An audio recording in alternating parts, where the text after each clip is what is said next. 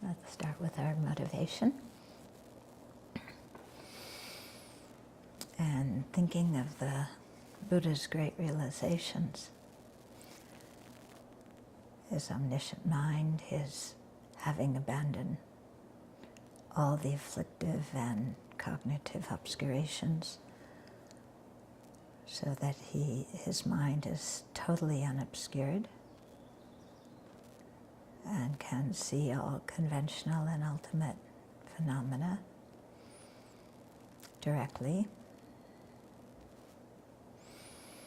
and knows the proper way to guide sentient beings according to their diverse dispositions and tendencies and so on. So with appreciation, respect, devotion to the Buddha, then we want to emulate his great deeds and attain the same spiritual result as he attained. And the key to that is to having very firm determination to be free of cyclic existence, the altruistic intention of bodhicitta that cherishes others more than self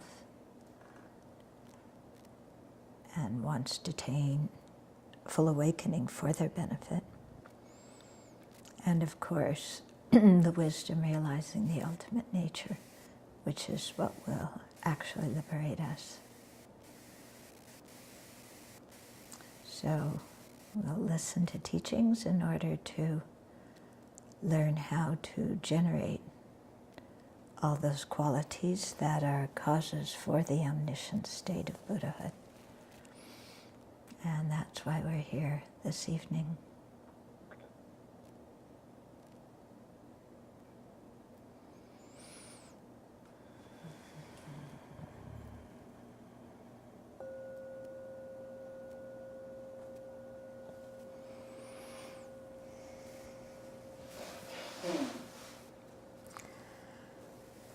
Okay, so we've been going through Nagarjuna's precious Garland. Nagarjuna lived 2nd century. He was from South India and made his way up to North India. They say he was at Nalanda, but I'm not sure if Nalanda was founded in the 2nd century. Anyway, his teachings were certainly the root of the Nalanda tradition. And he wrote many texts. Some of them were praises and some of them were collections of reasoning. And this one falls in the latter category. So this is Precious Garland, a teaching that he gave to a king who was his friend and benefactor. And so we're about 3/5 of the way done in the text. He started out explaining the causes for upper rebirth and for higher rebirth, and then the highest good of liberation and full awakening. And he also explained the 2 collections of merit and wisdom, which are the primary causes for attaining them. And in the present chapter, he's talking about royal policy. In other words, how do you apply all this Dharma knowledge to your life as a leader, which is what the king is. Because if he just taught the king the Dharma and not how to apply it, then the king, his reign, his government, his laws may not be in accord with the Dharma. Because you know how it is. We have the intellectual knowledge of the Dharma, but when it comes to being practical, we're kind of out the window, off the wall somewhere.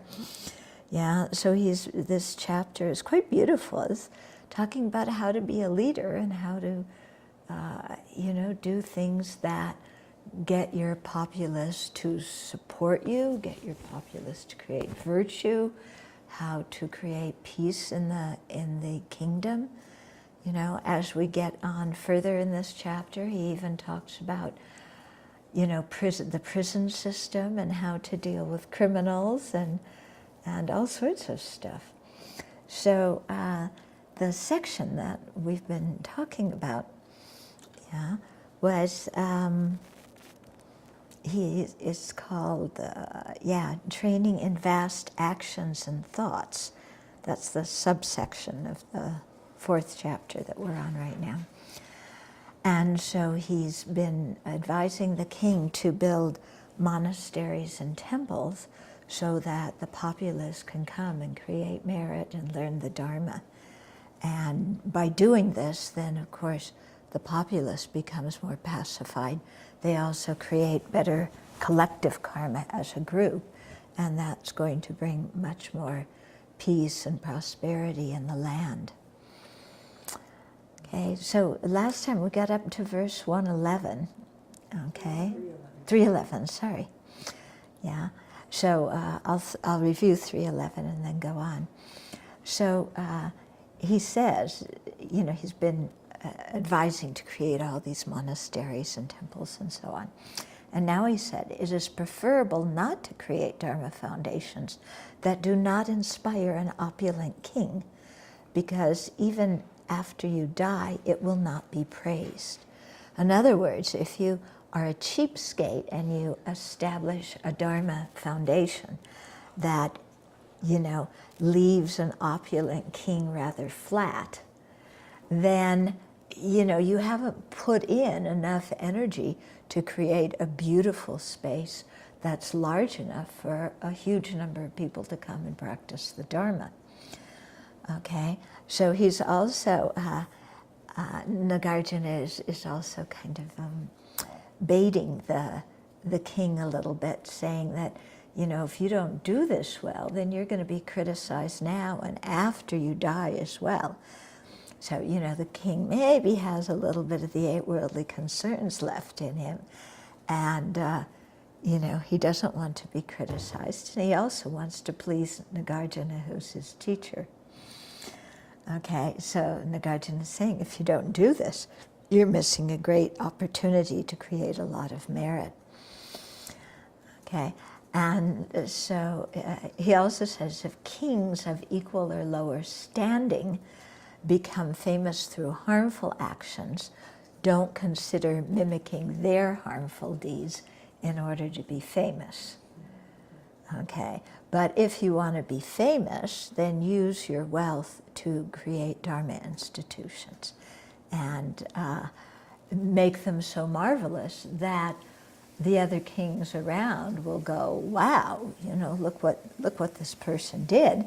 Maybe I should do something like that too. Yeah, so a little bit maybe of useful competition between the kings, or maybe you could call it inspiring competition to get other kings to think of using their wealth for the Dharma as well. Okay, and so he's also saying, okay, you do this, but you also have to be very careful not to be arrogant because you've built beautiful places. Yeah, and so don't think that that makes you superior to the other kings. Don't think that it makes you famous and powerful, but rather think that, you know, may my deeds of building these monasteries and so on inspire other kings to, you know, build comparable places. And then also may it inspire the citizens of the country to come there and to practice and to create merit and so forth. So, you know, if he is telling the king, you know, to look out for his reputation, he's also saying, don't be arrogant when you do virtue. Okay, so he's being completely honest. And, you know, and I think this is quite important that, yeah, I remember many years ago I was talking with one Rinpoche I knew, and we'd known each other a long time, so we were friends. And even though I had a lot of respect for him. And he was all for building very big, kind of beautiful monasteries. And I said, why are we using the money for that? Shouldn't we use the money for the food and clothing and to support the monastics? And shouldn't we, also give something to society to help poor people and get them interested in Dharma, and just even so that they have enough to eat? And he was very firm about creating beautiful Dharma temples and monasteries, because he said, if they're beautiful, then people will want to come there. If they're just kind of lackluster, which would satisfy me, then many people may not want to come there, and so then they would miss out on hearing the teachings and creating merit by making offerings and so on. So it was interesting to hear his perspective, even though I didn't necessarily share it. I certainly don't want, ugly monasteries. I think, like our chanting, our buildings should be an offering to the Buddha. But I don't think they need to be super opulent. Yeah. And then also counseling the king, don't get arrogant. And another factor here is don't try and control things just because you built them. Yeah, because it does happen in some temples and centers and monasteries. If there's one big benefactor, then that benefactor often has a lot of say-so as to how the place is run. And that's not necessarily good for the monastic community, because the monastic community, we have certain principles and ways of doing things and precepts, and so it's better if we're the ones who decide how our community works, what we spend money on, and so on. It was this kind of thing. Many monastics advise me about this in this way. So that you don't get somebody who's not living here, feeling that they should have a lot of power and a lot of say-so because they were so generous in building the place. Yeah, you've got to really keep it a Dharma place. And also, I think, as you all know, I'm not in favor of giving special perks to wealthy people and ignoring everybody else who just gives a little. I think it's, we appreciate everybody who gives. And of course we appreciate people who give a lot, but we appreciate people who give $5 and $10 too, I think that's quite important to have that kind of mind. Anyway, I go off on my tangents here. Okay, 3:12. With all your resources, you should make those, meaning temples and foundations and all, those that for being so exalted, humble and encourage exalted kings and overwhelm inferior ones. Okay? So again, this thing of use your resources so that you encourage the very powerful, wealthy kings, and you make the inferior kings think, oh, gee, I wish I could do something like that. Okay, questions about this?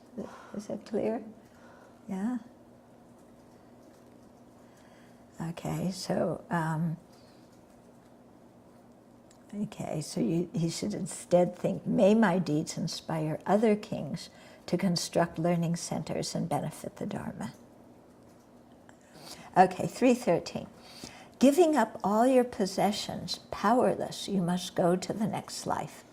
But all that you use for the Dharma precedes you as constructive karma. Okay, so here he's talking about the benefits of generosity and the disadvantages of miserliness. And he's saying to the king, when you die, you have to give up all your possessions. You can't take anything with you. you're completely powerless when you die.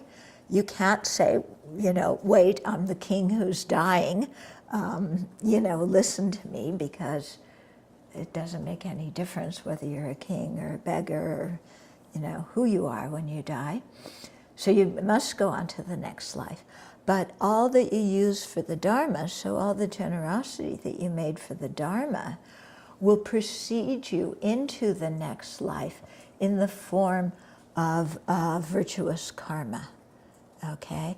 And so through using your wealth in that way, then it creates the cause for a good rebirth, and when you have a good rebirth also to have to have enough resources to be able to practice and be of benefit to people and so on. Okay, so he's really saying, look, don't be miserly, because you can't take anything with you. And if you use it for a good purpose, it will, you know, precede you in the sense that it will set up good conditions for you in your future rebirth. Okay. So he says, all of a previous king's possessions come under the control of his successor, so that the previous king, so for that previous king, what use will they be for Dharma, happiness, or fame? Okay, so when you die and you become the previous king, because there's going to be a new king, okay, all your wealth you can't take with you to the next life, but it's going to go to the next king, okay, who will control it. And so at that time, you know, for the previous king, what use will the wealth be in terms of helping you create merit, in terms of giving you happiness, in terms of making you famous, in terms of advancing your Dharma practice? It's of no use at all, because it all stays here. Okay? And then to boot, the new king is going to take it and spend it on who knows what that you may agree with or not agree with. Yeah. So better to use it now when you have a clear mind, when you have power over these resources, and use it to create money and to benefit sentient beings. Okay, so he's really encouraging the king to be generous and not to be miserly, because, you know, miserliness is not going to help you at all.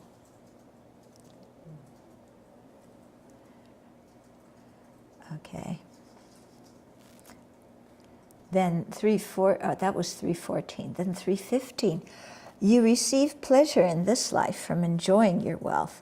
Pleasure in the next life comes from giving it away. What you have wasted by neither enjoying nor giving will lead only to suffering. How could it bring happiness? Okay, so if you have wealth and you use it in this lifetime for pleasure, you experience some pleasure, you know? You go on a cruise, you go on, you know, whatever it is that you want to do, a safari, or who knows what, yeah? A boat ride in, you know, Lake Erie, I don't know, a trip to Cleveland next week, you know? So, yeah, so, you know, you can use your wealth this life, and it brings you some kind of happiness.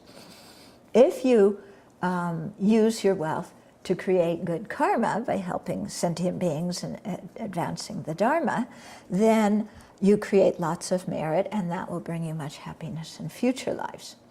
Okay. On the other hand, if you're very stingy and you just hoard all your stuff, you can't use it and you can't give it away, then it's you're not deriving happiness from it this life or in future lives. And in fact, it's only become the cause of your suffering because you worry about it all the time. Are the interest rates going to go up? Are they going to go down? What about the stock market? It goes up, it goes down. So all this attachment to present wealth, even though you don't use it even for the happiness of this life, let alone use it to create good karma for the future life. Okay? So all of us who cannot use our small containers, but we also can't give them away. And all of us who have stuff in our drawers that we don't use, but we also can't give away. Yeah. I remember at DFF giving people the assignment to clean out like one closet or one set of drawers and give things away. And, and then the next week they were going to share their experience. And some people just couldn't do it. They didn't even open a closet or a drawer. Some people, one woman, it was so funny, she said, I started cleaning out my drawer, and I found this T-shirt from a trip I took to Mexico, who knows how many years ago, that I even forgot I had. So if it had vanished before, I wouldn't even notice that it had vanished. But once I saw it, I remembered the trip to Mexico, and then I just could not bring myself to give that T-shirt away. Even though she hadn't worn it, and she even forgot that she had it. Okay? So this is the way we are sometimes, isn't it? We hoard stuff with this mind of, if I give it away, I'm going to need it. Yeah. So, if you ever need some extra toothbrushes, ask me. I know, but I'm changing. I'm now putting the new toothbrushes in the community thing. Yeah. But, there's certain things that we all may have that we kind of hoard, but we don't use them either. What do you have? Writing pens. Right. Pens. Pens, yeah. Yeah, oh, that's a good thing to hoard, because very often the ones here don't work. Yeah, they never work. So really, thank you. I should hoard those now. Then I'll stop all my frustration of coming in here and thinking a pen's actually going to work. It's the old hoarded pens that don't work. Yeah. What else? Writing things? Huh? Toothpaste. Yeah, hoarding toothpaste. Yeah, I have the brushes, you have the paste. We'll go well together. Yeah, but all different kinds of toothpaste. The one that's good for the Sensodyne, then the one that's good for sensitive gums, then the ones that whitens your teeth, and then the other one, the specialized kinds of toothpaste, so that you have your variety of toothpaste to use whenever you need it. 5 lifetimes worth of toothpaste. No. Oh, sorry, I exaggerated, only 2. Well, it's those travel sizes, you never know when you're going to have to get on a plane. Plane. Yeah, that's true. The small tubes of toothpaste. Because the big ones, we have lots of it. The small ones, yeah, you're really going to need them, because you got to get on a plane. And you can't even take the big ones anymore without checking your luggage. So you better have, 2 or 3 or 10 small tubes. Because you can take 10 small tubes on. They won't bother you. But you cannot take one big tube. Yeah. Okay. So, so again, just reminding the king that generosity is the foundation of happiness in your future lives, whereas hoarding leads to misery this life as well as future lives. Yeah. So, when we hoard, it's interesting because there's a mind of fear. Yeah, there's fear, there's anxiety. And I remember one time when I was in Israel, talking to some of my friends, and my friends' parents had to flee Europe right before the Nazis walked into their part, and they fled to South America, and then from South America they later went to Israel.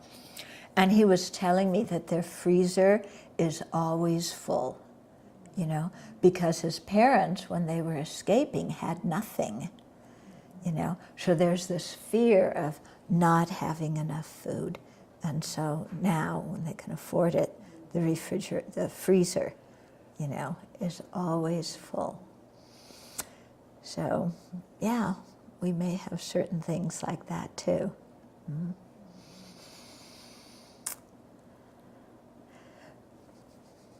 But it's interesting how sometimes when you have enough, it becomes difficult to give because there's that fear of not having enough.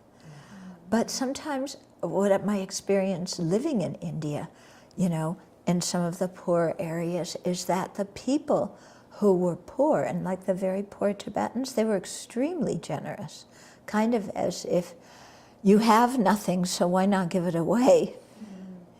Yeah. Really, really remarkable. Okay, then 3:16. So he's really talking to the king here about impermanence and death. And he says, when dying, since you will lose your independence, you will be unable to give away your possessions through ministers who shamelessly cease to value you and seek the affection of the new king.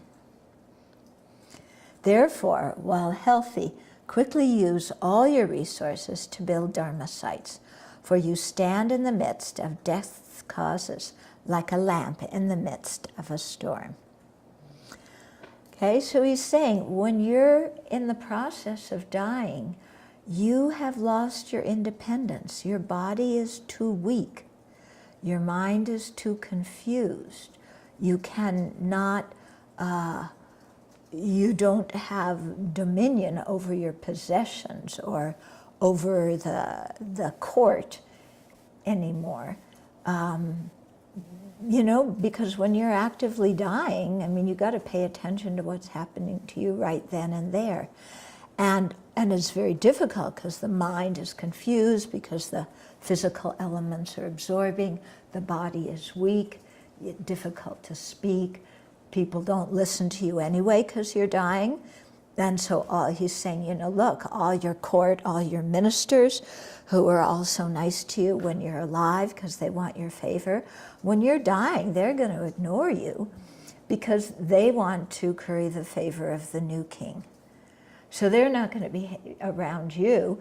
And even if you've given them instructions about how to how to use your wealth and things beforehand, they're not going to do it because they want to make a good impression on the new king. You're obsolete when you're dying, and after you're died, you know, forget it. Yeah? So he's saying that this is the situation. And so you've got to use your wealth now to create Dharma sites because you don't know when you're going to die. You know, you're standing in the midst of death causes, because what is the cause of death? Birth. You know, we've had birth, death is coming, so we're in the midst of death causes. Like a lamp in the middle of a storm. How long is a lamp going to stay lit in the middle of a storm? Not so long. Okay? So he's saying to the king, you know, you may think, oh, I'm very healthy now, but when I get old, you know, when I'm on the brink of death, then I'll give all these things away. But right now, I want to hold on to them. And Nagarjuna is saying this is a completely stupid way of thinking, because you don't know when you're going to die. And when you're about to die, you don't have any control over that stuff. Yeah. So, you know, in terms of our situation, we can make out wills and things like that, but you never really know if your will is going to get carried out, do you? Yeah, you don't really know, because there's all sorts of legal maneuverings, all sorts of stuff that can go on, and you know, a lot of that can even start before you die, you know, because people are seeing that you're getting older. I mean, you read all the time in the paper about elderly people who are being cheated and deceived, you know, to change their wills, you know, elderly rich people, to change their wills and give their money to somebody else who just entered the picture. And if the person signs on it and it's the most recent will, then, you know, even if they're not thinking clearly, it'll go to court, and one person will say they knew what they were signing, and another person will say they didn't know what they were signing. And it becomes a big battle for other people. And in the meantime, we never even used it to create merit. So what use is that? Yeah, it really doesn't make any sense. So, you know, to really use things now to create merit. It doesn't mean, you know, give everything away tomorrow, but it's like overcome the stinginess, overcome the mind of fear, and you know, use the wealth that we have now to create the good karma that precedes us into the next lifetime. But at the same time, to keep our precepts well and to keep good ethical conduct, because otherwise we'll wind up like one of our cats who, you know, because of wealth has a very, you know, cushy life, but because of lack of ethical conduct is born in the lower realms. So we don't want that kind of rebirth either. Okay. Yeah. So he's also kind of saying to the king, you know, be careful of your ministers too. Yeah. Because whenever you're a powerful person, whenever you're a rich person, like it came up at the beginning of the chapter, people don't speak to you in a straightforward way. They're trying to get something out of you. And so, you know, what they say may sound nice, but they have an ulterior motivation, and you can really be manipulated and deceived by it. Okay. So he's also saying here, if you don't use your wealth and possession for Dharma practice, then at the time of death you'll be tortured by clinging and fear. Yeah, like what's going to happen to my wealth? Who's going to have it? Will the ministers do what I say? Won't they do what I say? I remember there was one woman, Tibetan woman I knew in Dharamsala, and when her father died, he had escaped from Tibet. She was just a child when they escaped. And on his deathbed, he was trying to tell her where he had buried some gold as he was escaping Tibet. And I thought, my goodness, you know, you're leaving this life, and the most important thing on your mind is making sure that your family gets the gold that was buried all these years and never used, and never told anybody where it is either, for fear that they may take it. It's really kind of sad. So, you know, if you have fear and clinging at the time of death, before, you know, while the senses are still operating, before you reach these subtle states of mind, then those kind of emotions that occur at that time are the ones that nourish the karma, nourish whatever karma is going to ripen. Yeah, so it's important at that time to have a virtuous state of mind. Yeah, after we get to like the stages of the white, red, and black near attainment and so on, then the mind is neutral and the karma is already in the process of ripening. Okay.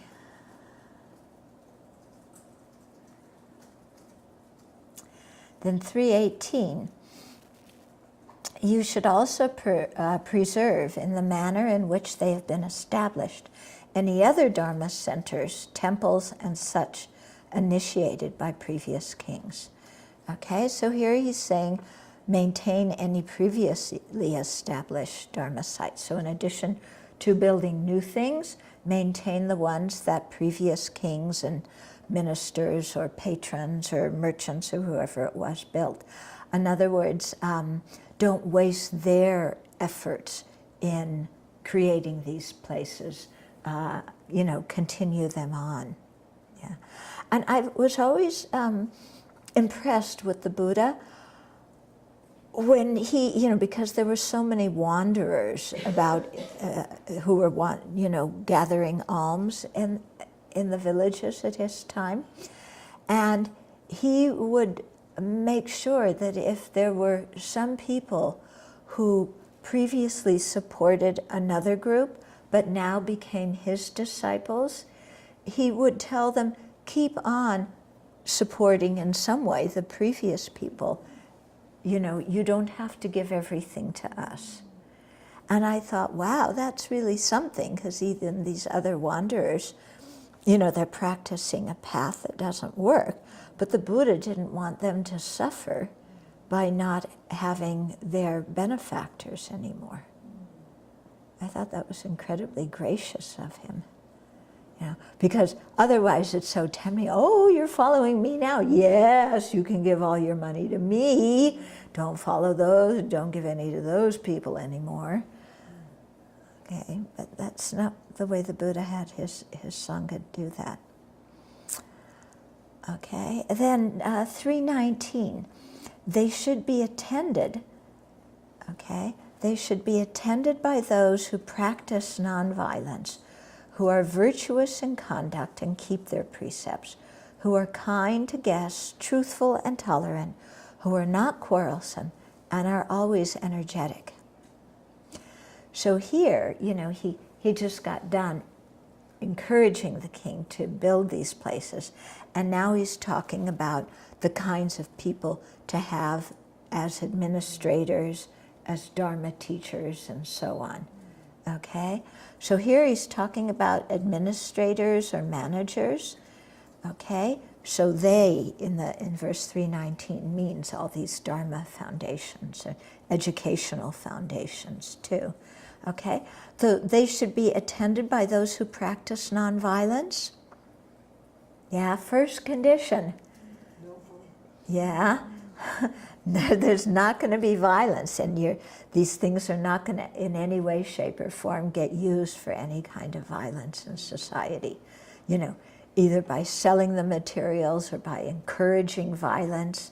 Because if you have a manager in there who likes violence, they're going to encourage the people who come to be violent, and what's the use? That's completely antithetical to the Dharma.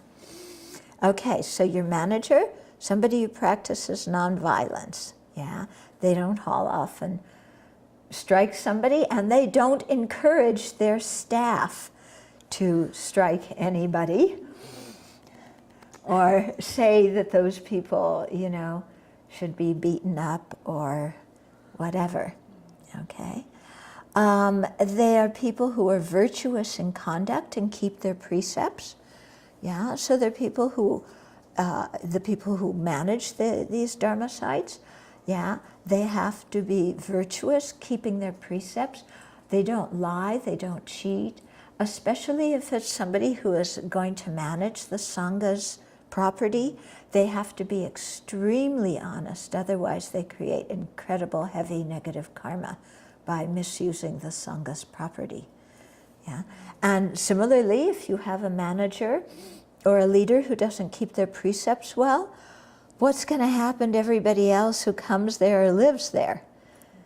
Yeah, if that person acts like that, then everybody else is going to think, well, precepts are a joke. I don't need to keep my precepts very well. Look at the manager, look at the administrator. They're not doing it, so why should I? Okay, then these people also need to be kind to guests. Yeah, so when guests come, we welcome them. Yeah, invite, give them something to eat or drink if they need, take them around, talk to them. Yeah, show them, what kind of prayer book, where's the prayer book, what page on the prayer book, how to do prostrations, why we do prostrations, which room something is in. So somebody who's kind to guests, somebody who's truthful, again, truthful. Nagarjuna is emphasizing that yet again, and tolerant. Because when you have a temple or a Dharma center or whatever, you have all sorts of people coming. So you have to be very tolerant, very open-minded. You can't be like, well, only people of our social class can come, or only people who think like us can come, because that's certainly not how the Buddha taught, okay? So being very tolerant, very open-minded, even to people who have big, large dogs, who bark. Even to, we have, her job is very interesting because she meets and hears from all kinds of people. And sometimes we have to confer because we get the applications from people that are unbelievable, like there was somebody who called once, I think he called or emailed, I'm on the road from the East Coast, I'll arrive in 2 days and I want to be a monk. We never even knew who the guy was. And I remember the first year or two when we had an open house, some man arrived with his bag, remember that? And he said, I'm here to stay, and we're going, excuse us, this is our home. People just can't move in. And, but when you deal with these kinds of issues, you have to be very tolerant, very open-minded, very polite to these people, and not just, act like a bouncer at a bar and, throw them out. We had one other guy who arrived in the middle of the night and set up his tent across from my cabin. And he also wanted to move in, and he had bed bugs. And there was no way we could give him a bed in any of our buildings because you have one person with bed bugs. And he knew nothing about the Dharma. He was basically looking for a place to live. We have many interesting situations, don't we? Big dogs are the least of it. They were just lunging at me. I invited them to come. And what? I invited them to come back. You invited them to come back? Good. Good. If you say this is the second time they've come and we still haven't been able to show them around. Did you ask them to leave the dogs at home? She's speechless. I was actually too afraid. Because the dogs are dragging them around.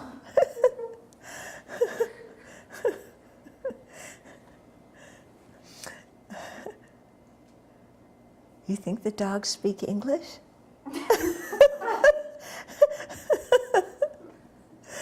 Okay. So they have your managers, so forth, have to be kind to guests, truthful, tolerant, who are not quarrelsome. Because if you're in that position of greeting people, welcoming people, if you're quarrelsome, boy, the people get a very bad impression of the whole institution. And always energetic.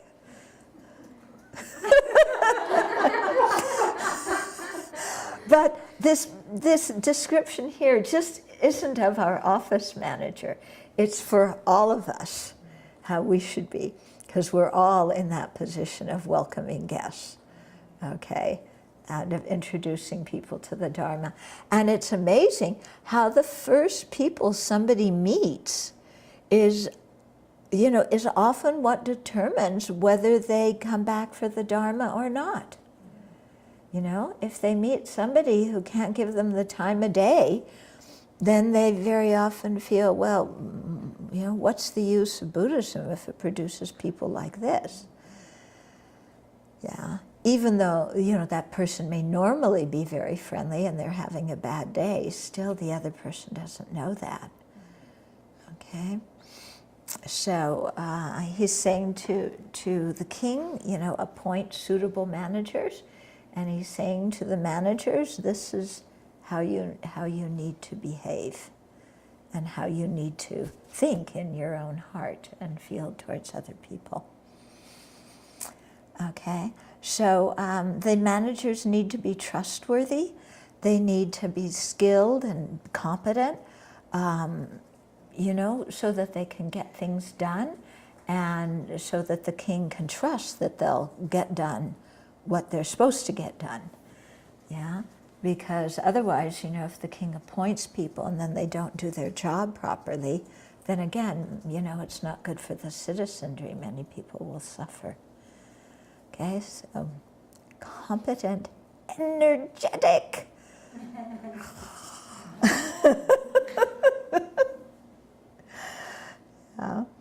Okay, then 320. The blind, sick, and downtrodden, the homeless, impoverished, and disabled should all without trouble equally obtain food and drink.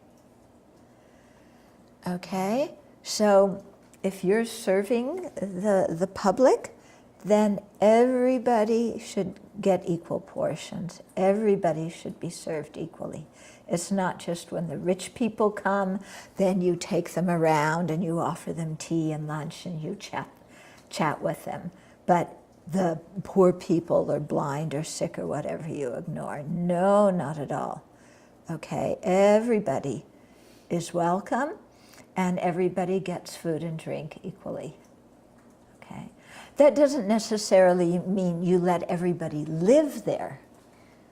Okay, but when people come for the day, then everybody gets taken care of. They get shown around. They're respected as human beings, just because they're human beings, not because they're wealthy or famous or, something like that. Okay?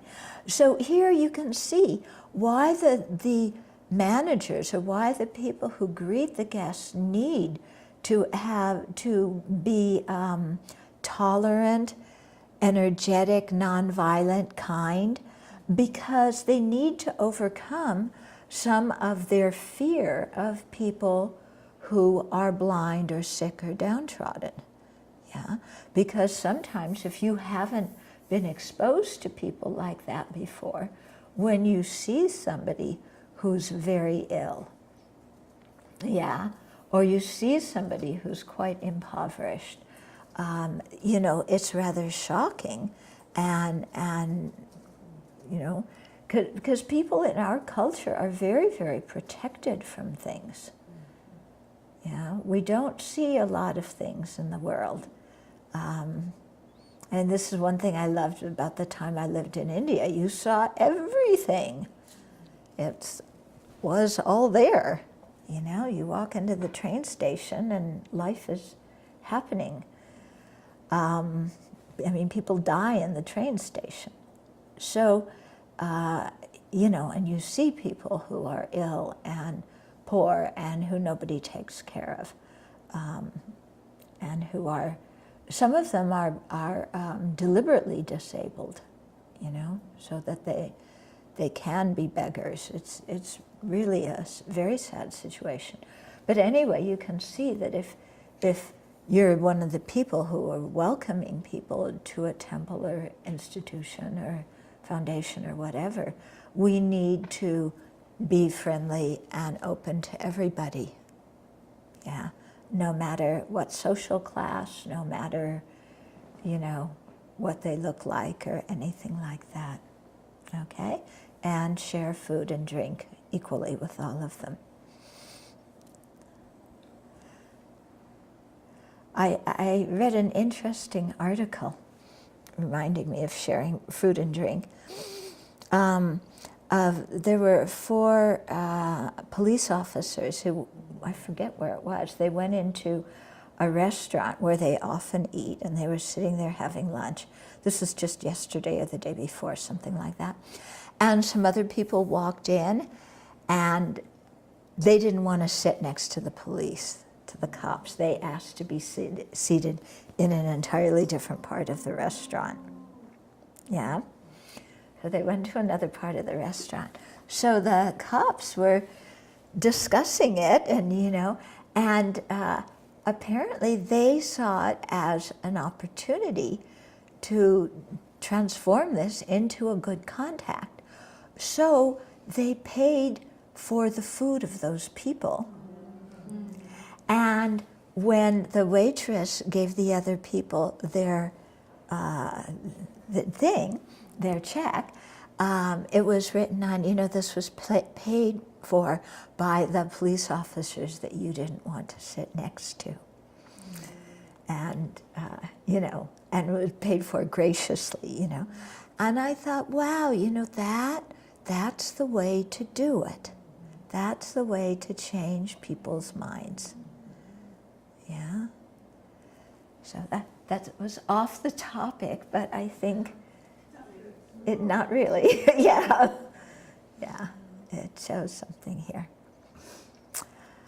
Okay, then 321, support in an appropriate manner those Dharma practitioners who do not seek aid, and even support those who are living in the kingdoms of others. So, don't just support the king's citizenry, don't just support the wealthy, don't just support the blind, sick, downtrodden, homeless, impoverished, and disabled, yeah, but also support people who aren't even asking anything from you. Yeah, just people who are curious, or their neighbors or whatever. Be friendly, give them something, support them. Because, when they talk about the 4 activities to attract disciples, first one's generosity, isn't it? That's exactly what these cops did. And, it creates goodwill when you're generous to somebody. And they gave the waitress a $10 tip, too. Yeah? I thought that was very, very nice. Okay? So, and then even support the people living in other kingdoms. So don't just have this territorial thing of, I'll only help my people because they're the people who I want to like me and follow me, and, they're citizens of my kingdom. But also give to people who are citizens of other kingdoms, other countries. Yeah? Help people who don't even ask you for anything. Yeah? So really encouraging very wide generosity here. Yeah? So again, it doesn't mean giving everything away, but it means having a welcoming spirit. Yeah? Okay, and at the same time for us, with being Sangha, we also have to be very careful of what we share with guests, because it has to be stuff that the entire community has agreed to share. Otherwise, if we just take it and give it away, but the community hasn't agreed to share it, then we create the karma of stealing from the Sangha, which is very heavy negative karma. Yeah. So, we all invite people to have, if we're having a meal, to join in the meal. We invite them, to have a cup of tea if it isn't mealtime. Yeah. But we don't go in the kitchen and get things that aren't put out and give them to our friends or to other people, because the community has not agreed on that. Okay? Yeah. So it was very nice the way it happened the other day before going to the food bank.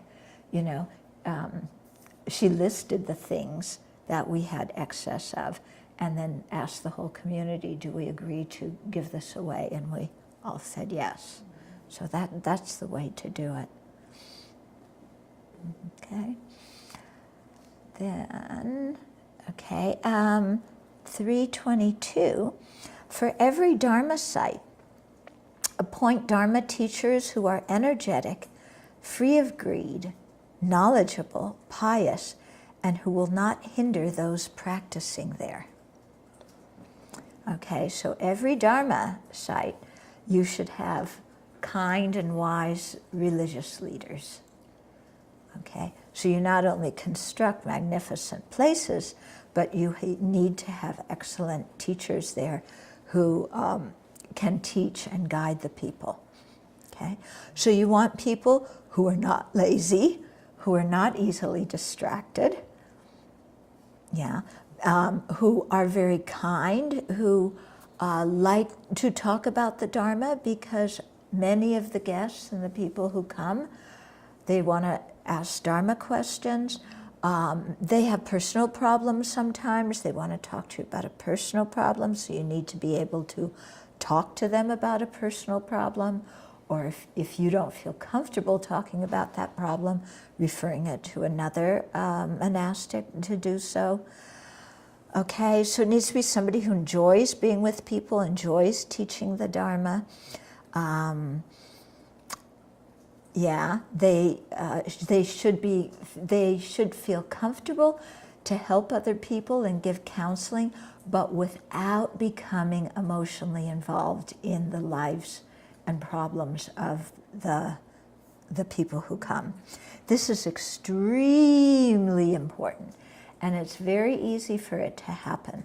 You know, you make friends with lay people, or they come and they have problems and they tell you their problems, then you become Mr. or Ms. Fix-It, yeah, and you start thinking about their problem and what can I do to start to change their problem, and you give them advice, and then you say, well, I'll come over to your house and I'll help you, I'll do this and that for you to help you with your problem. This is not good, you know, we should not be doing that. We get emotionally attached to them. Oh, you know, they're having problems in their marriage, I really care about them, I want them to be happy. Or we develop some kind of emotional attachment relationship. Oh, they're my best friend. You know, I'm so close to this lay person, they're my really good friend, and I tell them all my problems now. And that's not right for a Sangha member. Yeah, as a Sangha member, we need to learn to handle our own emotional difficulties. And when we need help, we consult our teachers, we consult the Sangha. Yeah, when we have problems in a Sangha community, we don't tell them to the lay people or to a specific lay friend, because those people don't want to hear that. Yeah, they don't want to come up here where they're looking for spiritual inspiration and hear, oh, I'm so mad at this other monastic because blah, blah, blah. You know, that's not being kind and considerate to the lay people. So we don't get emotionally close to them, and we don't talk about, you know, the private business of what's happening here, because they don't. And I've had lay people tell me directly they don't want to hear, yeah, because it harms their faith and it distracts them. Okay, so you know, we need to be the kind of people who can reach out and help, but you know, have our own emotional balance and not get overly involved in their relationships and worry about it, and you know, and all kinds of things. Oh, I'm so worried about you. Please come stay at the monastery, this, that. You know, that's not wise, okay?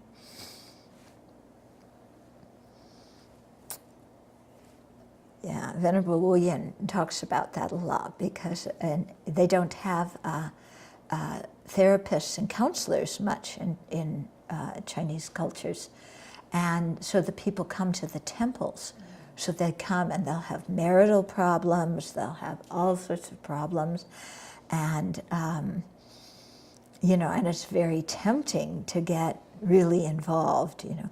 Oh, let me talk to your husband and I'll see if I can, you know, calm him down, or, you know, these kinds of things, and she talks to her nuns very clearly about it, about not getting involved in this. You know, you counsel, you help people in a Dharma way, but you don't become misfixit. Okay? That doesn't help us, it doesn't help them. Okay? But we listen, we're compassionate. Yeah? But we have, we have to remain emotionally centered ourselves. Well, that last example sounds like skating awfully close to the Sangha Vasesa about not carrying messages between Men and women. Right. Yes. I mean, I know the intent is more about That, ones, but then you're triangulating in a... yeah. In that situation, she said they're already together as a couple, so you're not initiating it. But she still says Sangha should not be involved. I mean, you give counseling to one party or the other, yeah, but you don't... I'll go talk to them for you. Yeah, I'll go talk to them for you, or, you come here and stay with us, or, this kind of stuff. Okay.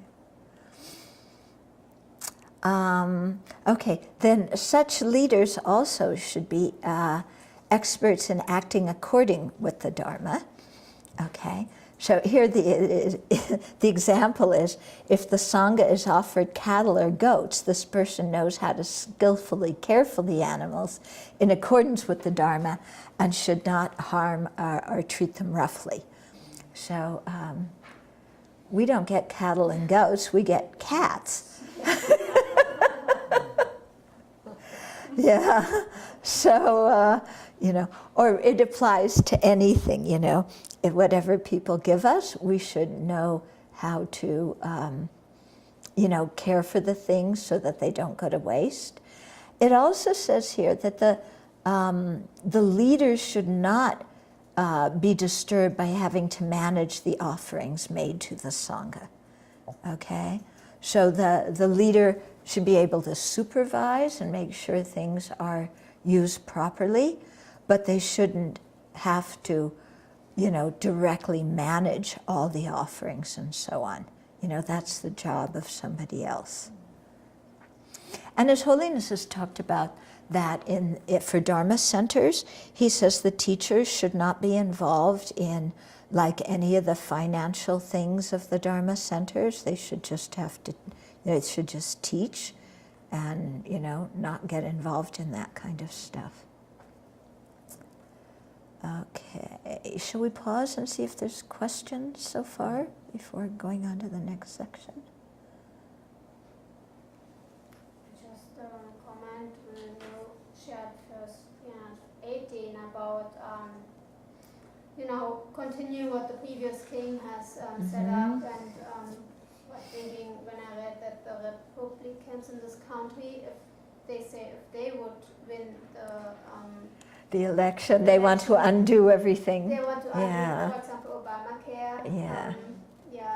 It's just very sad because many people will suffer after that. Yeah. People over 40 million, I think, benefit from that. Yeah. And this is, one of the problems in the country right now is that the party that's not in power, their only purpose has become to say no to the party that is in power, instead of learning how to work together and compromise and do things that benefit the country. And it used to be the case that they could work together more, but now it's very polarized, and this is very bad for the whole country. Yeah, because then, whatever party's in power does something, then somebody else gets elected. They completely undo everything. They do something else. Then the other party gets elected. They undo that. They do something else. So nothing ever gets done. Yeah. So it's quite sad, how we have one party that they say is now the party of no. Yeah, and their Senate representative told them, the Senate, what was he? He's the Senate chief, what do you call him, head of the Senate? Anyway, he told them the first day after the election, our job is to stop all of the president's policies. Well, they did quite well. Huh? They did quite well. Yeah, they did quite well. But it hasn't benefited the country at all. You know, and that's not the role of an elected official, and that's certainly not the role of any of the people that Nagarjuna is talking about here. You know, unless, of course, the other party, you know, had some kind of fascist policy, you know, then yes, undo it. But otherwise, try and build on good things. Mm-hmm.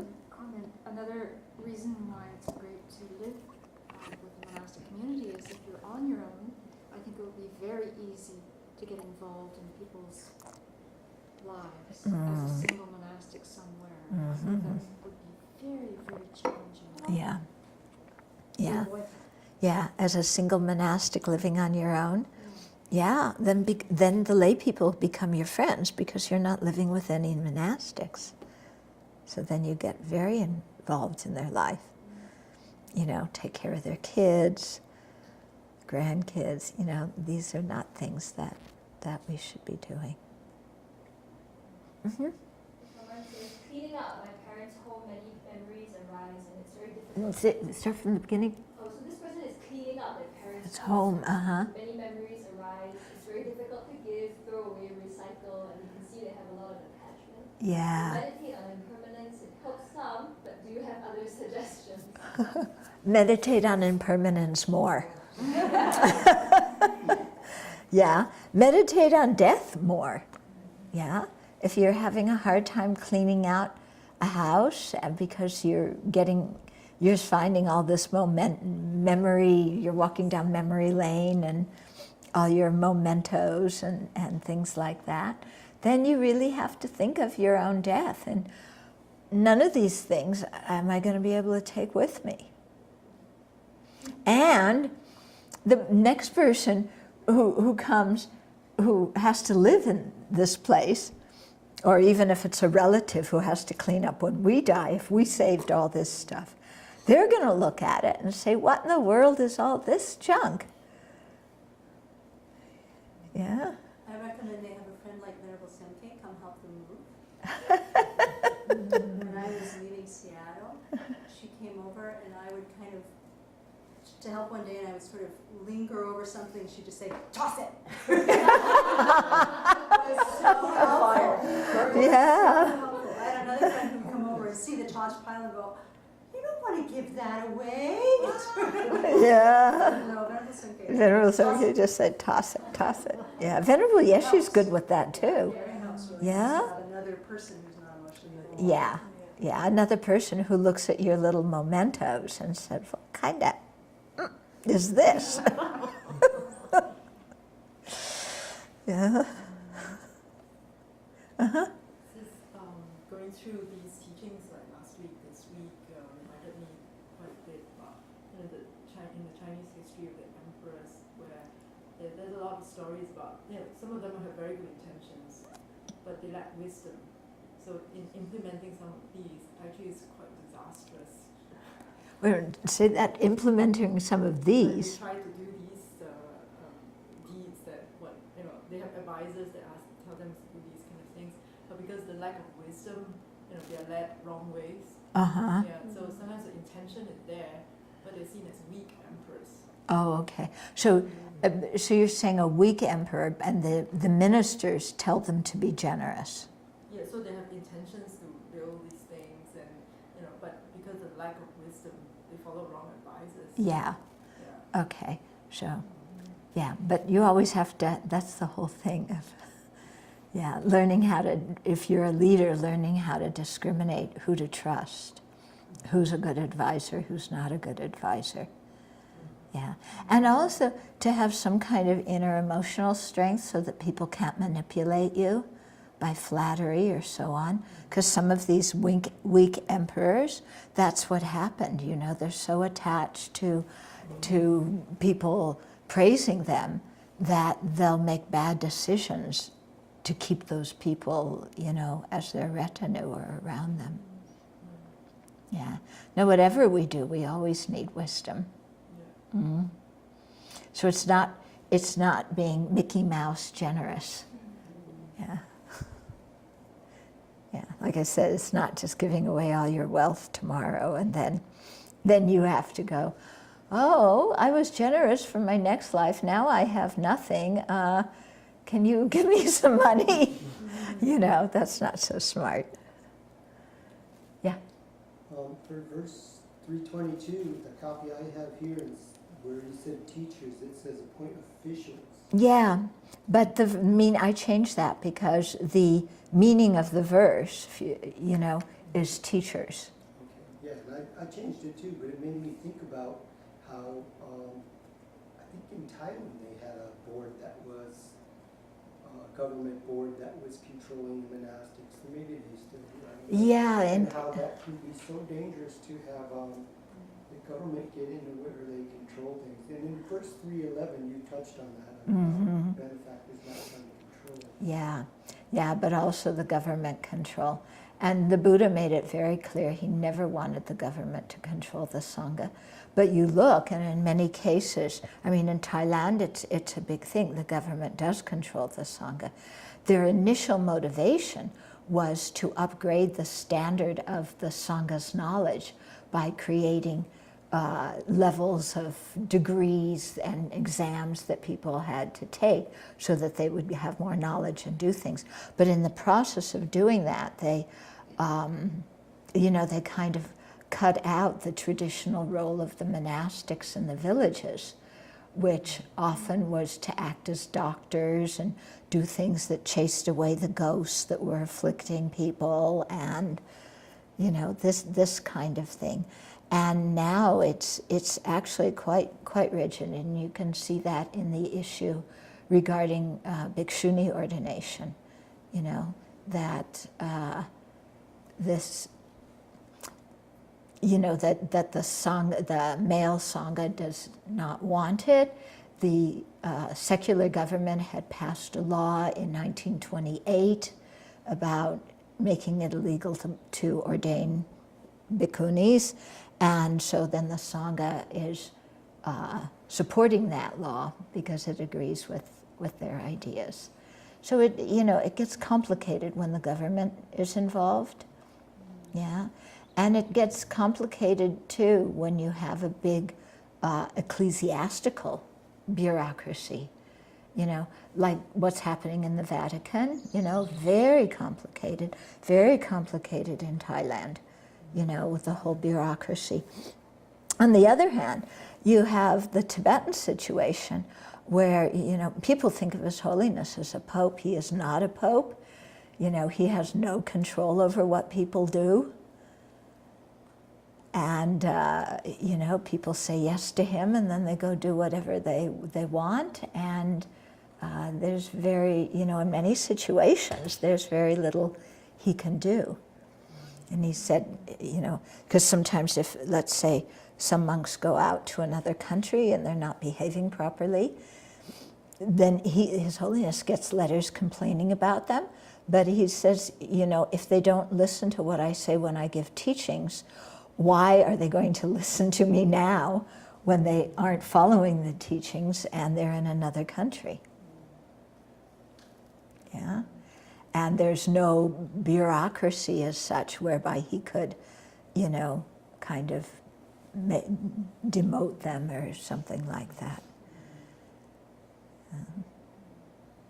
So, with bureaucracy there's problems. Without bureaucracy there's problems. This is samsara. Yeah? So easier if we all have personal integrity and act properly, and then save ourselves and others all sorts of headaches. Yeah. I find it difficult, like in China, Tibet, where monasteries are very close, set up with governmental permission, you know, like they are under the control of the government. Government, yeah. And then there might be a very serious teacher, abbot, abbess who would like to spread the Dharma, but then they're kind of forced to work with them together and maybe also to pay extra taxes to make it possible. And so, yeah, what to do in such situations, I wonder, and also I have kind of recognized that it could have a very long-term effect. If you are getting too much involved in that, then you get superstitious, even to those who want to give you donation from the bottom of their heart without having an intention to that, besides being generous. You know, it can have a very big, deep impact. You mean having the government involved in the running of the monasteries? Yeah, that can have an impact if you let yourself be influenced by that. And then how sure. you continue your work with true Dharma practitioners who just want to give generously. You are superstitious if they want to do something, influence you, control you, and Yeah. you know, Yeah. Oh yeah. Okay. Yeah, suspicious. Yeah. Yeah. Okay. So, yeah, so you're warning, because I gave this warning against people manipulating you by being donors, and then you're saying you don't want to go to the other extreme and be suspicious of people who sincerely want to make a donation. That's very true. Yeah. And that's why we need to have our smarts around us, you know. And then your other point about like in Tibet and China, having the government control the monasteries. It's bad, you know. I mean, because they decide who can ordain, who can't ordain. They make the Sangha charge entry fees and sell tickets. You know, you have to sell tickets to go in to visit your monastery. And yeah, it's really kind of yucky. Yeah. And then it's very easy to become corrupt too as the leader, because you want your monastery to flourish, but you have to negotiate with this government official who likes gifts. Yeah. Traditionally, the religion and politics has been very close. How Nagarjuna's advising the king. Yeah. It's Yeah. double-edged sword, because if the king supports your religion, you flourish, and then the next one comes along and has another religion, you're going to get persecuted. Yes. Yeah, exactly. And that's what happened in Sri Lanka. You know, they had 3 big monasteries, and then one of them got the ear of the ruler, and he told the monks in the other 2, either you disrobe or you join this monastery. Yeah, and so it had a very dramatic effect on what was taught in Sri Lanka after that. Yeah, I mean, there's always these kinds of situations that come up, and they're quite difficult, you know. And, you know, having studied history myself, although I can't remember the details, I certainly remember that, you know, as you mentioned, religion and government was quite close. And it became a very, you know, corrupting situation in Europe, in Latin America. You know, I think it was very good what our founding people did, you know, by separating church and religion. I think it's very important that they're separate. Because otherwise you wind up with, and I think this is what the present Pope is trying to undo, is the church is preaching, you know, love and compassion and helping the poor and the needy. But the government doesn't want that to happen. They want to hang on to the resources themselves. And then the church has to comply to what the government wants. And yeah, it's very difficult. Okay. Was there anything else? I Yeah. just thought it's really skillful how Nagarjuna is encouraging the king to build opulent Dharma centers. At first I thought maybe self-interested, but you know, you think of what kings spend money on, and they build opulent palace or statue of themselves. Yeah. Waste of Yeah. resources. Yeah. So that's true. He's not just, he is encouraging the king to You know, use your money for the Dharma to enrich the culture and education of the people. And, you know, not build a statue of yourself or a summer palace, you know, and a winter palace and a spring palace and an autumn palace, and, you know, spend all your money on luxury items while people are uneducated and hungry. Yeah. I also, on verse 320,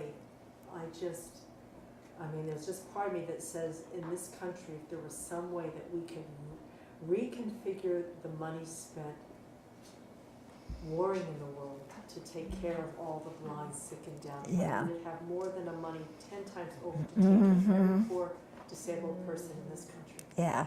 It's not from the lack of the resources, it's where we're putting it. You know, Yeah. in all the wrong places. Right, right. We're using, it's not a lack of resources. We're using the resources to build armaments, which then get destroyed. So it's bad for the environment, but it's wonderful for the economy, because you build things that then get destroyed, so then you need to pay more people to build more armaments, armaments, you know? And at the same time, you increase the blind, the sick, the downtrodden, the homeless, the impoverished, and the disabled by the use of your armament. Right, exactly. And that's what we see, you know, after, 15 years of war now. Mm-hmm.